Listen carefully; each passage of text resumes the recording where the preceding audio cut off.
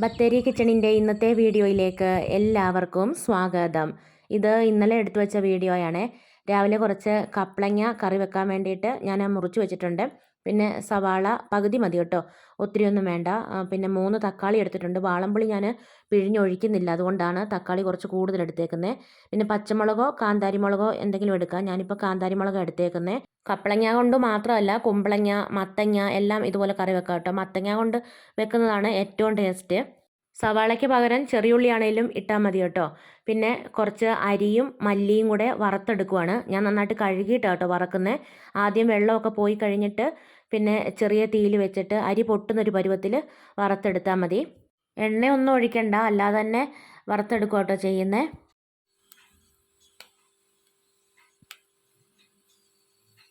അരിമണിയൊക്കെ ഇതുപോലെ ചെറുതായിട്ട് പൊട്ടി തുടങ്ങുമ്പോൾ മൂപ്പായി എന്നാട്ടോ.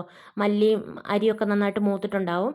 അങ്ങനെ തീയൊക്കെ ഓഫാക്കി പിന്നെ തേങ്ങ അരയ്ക്കാൻ വേണ്ടി എടുത്തിട്ടുണ്ട്. തേങ്ങയും ഒരു നുള്ളു ജീരകവും കുറച്ച് വറ്റൽമുളക് 2 അല്ലി വെളുത്തുള്ളി പിന്നെ ഈ അരിയും പിന്നെ മല്ലിയും കൂടെ വറുത്തത്. മല്ലിപ്പൊടി ഇട്ടാൽ കൊള്ളത്തില്ല കേട്ടോ.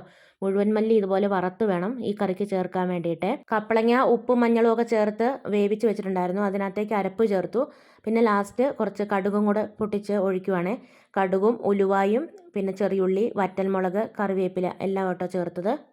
മല്ലിയും അരിയൊന്നും കൂടിപ്പോകണ്ട. കൂടിപ്പോയാലൊരു അഴുക്ക് ചൊവയായിരിക്കും വരുന്നത്. വല്ലാത്തൊരു മല്ലിയുടെ കുത്തലുണ്ടാവും, അത് കൊള്ളത്തില്ല കേട്ടോ. അപ്പം ചെറിയൊരു സ്പൂണിന് 1 സ്പൂൺ മല്ലിയും 1 സ്പൂൺ അരിയും മതി.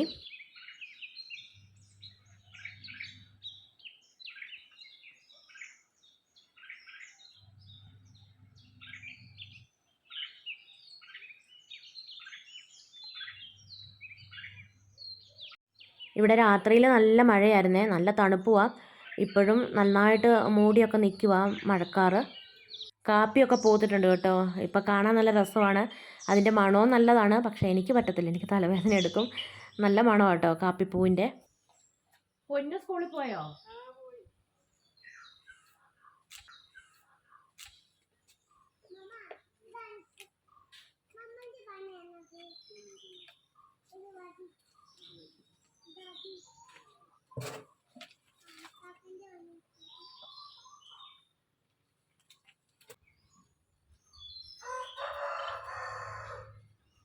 രാവിലെ ചേട്ടായും പിള്ളേരും ഒക്കെ പോയി. ഞാൻ ചായ കുടിയൊക്കെ കഴിഞ്ഞു, പാത്രമൊക്കെ കഴുകിയൊക്കെ വെച്ചു. കോഴിക്ക് കൊടുക്കാൻ പറ്റുന്ന വേസ്റ്റൊക്കെ കോഴിക്ക് കൊടുത്തു. ബാക്കി മുറ്റത്ത് കൊണ്ട് കളയാൻ വേണ്ടി വന്നതാട്ടോ. ആ കൂടെ മുറ്റവും കൂടെ തൂത്തുവാരി വെച്ച് പോകാമെന്ന് വിചാരിച്ചു. ഇനിയിപ്പം അത് കഴിഞ്ഞാൽ പിന്നെ അകത്തെ പണികളല്ലേ ഉള്ളൂ.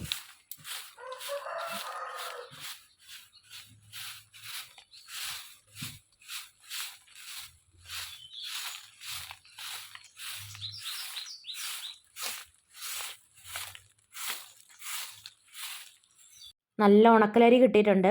നമുക്ക് വയലൊന്നും ഇല്ലെങ്കിലും കൊയ്ത്തൊക്കെ കഴിയുമ്പോൾ നമ്മുടെ കൂട്ടുകാർക്കും വീട്ടുകാർക്കൊക്കെ വയലുള്ളതുകൊണ്ട് അവരൊക്കെ കുറച്ച് അരി തരും കേട്ടോ. അപ്പോൾ അതുകൊണ്ട് പായസം വെക്കും. പിന്നെ ഇതുകൊണ്ട് എന്നാ പലഹാരം വേണേലും ഉണ്ടാക്കാം. നല്ല ടേസ്റ്റാണ് കേട്ടോ. പച്ചരി കൊണ്ട് ഉണ്ടാക്കുന്നതിനേക്കാളും ടേസ്റ്റാണ്. പച്ചരി കൊണ്ട് നമ്മൾ ഉണ്ടാക്കുമ്പോൾ ഉള്ള തൂവെള്ള കളറായിരിക്കില്ല, കളറിൽ വ്യത്യാസം ഉണ്ടാവും, എന്നാലും ടേസ്റ്റ് നല്ല ടേസ്റ്റാണ് കേട്ടോ.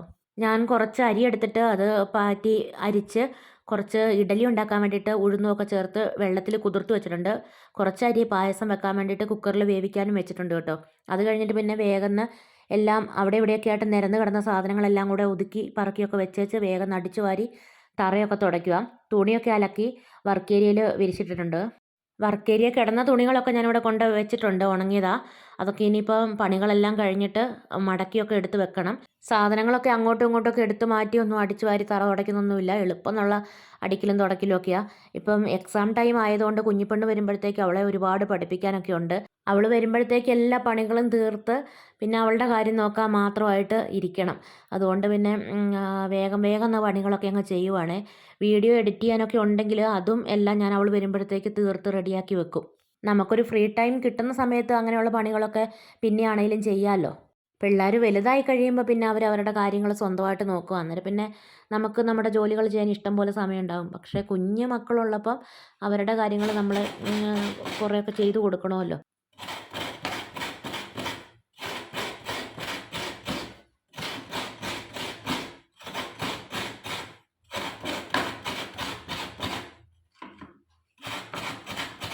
കുളിയൊക്കെ കഴിഞ്ഞു, ചോറൊക്കെ കഴിച്ചു. മീൻ പീര വെച്ചതും പിന്നെ വെണ്ടയ്ക്ക മെഴുക്കുവരട്ടിയും രാവിലെ വെച്ച കറിയും എല്ലാം ഉണ്ടായിരുന്നു കേട്ടോ. അങ്ങനെ ഭക്ഷണമൊക്കെ കഴിച്ചേച്ച് പിന്നെ പായസം ഉണ്ടാക്കാൻ വേണ്ടി തുടങ്ങുക. ഞാൻ അരിയൊക്കെ വേവിച്ച് വെച്ചിട്ടുണ്ട്.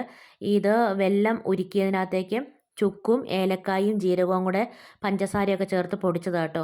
ഇത് വെല്ലത്തിൽ മിക്സ് ആക്കുന്നത് വെല്ലം ഏതായാലും അരിച്ചല്ലേ നമ്മൾ പായസത്തിലേക്ക് ഒഴിക്കുന്നത്. അപ്പോൾ ഈ ചുക്കും ജീരകവും ഏലക്കയൊക്കെ പൊടിച്ചതിനകത്ത് വല്ല തരിയൊക്കെ ഉണ്ടെങ്കിൽ അത് പോയി കിട്ടാൻ വേണ്ടിയിട്ടാണ് വെല്ലത്തിൽ കലക്കിയിട്ട് അരിച്ചൊഴിക്കുന്നത്. ഇനിയിപ്പം ഉരുളിയിലേക്കൊന്നും മാറ്റുന്നൊന്നുമില്ല. വെല്ലവും തേങ്ങാപ്പാലും എല്ലാം കൂടെ കുക്കറിൽ തന്നെ യോജിപ്പിച്ചെടുക്കുവാണ്.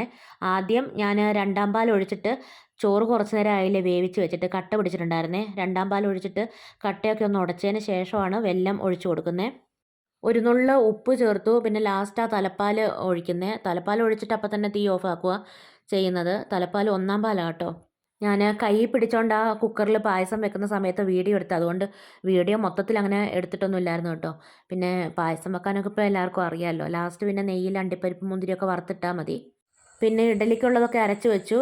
അപ്പോൾ ഇത്രയൊക്കെ ആയിരുന്നു കേട്ടോ ഇന്നത്തെ വീഡിയോയും വിശേഷങ്ങളും. വീഡിയോ കണ്ടിഷ്ടമാവുകയാണെങ്കിൽ സബ്സ്ക്രൈബ് ചെയ്യാനും ലൈക്ക് ചെയ്യാനും ഷെയർ ചെയ്യാനും കമൻറ്റ് ചെയ്യാനൊന്നും മറന്നു പോകരുതേ. നാളെ പുതിയൊരു വീഡിയോയുമായി നമുക്ക് വീണ്ടും കണ്ടുമുട്ടാം.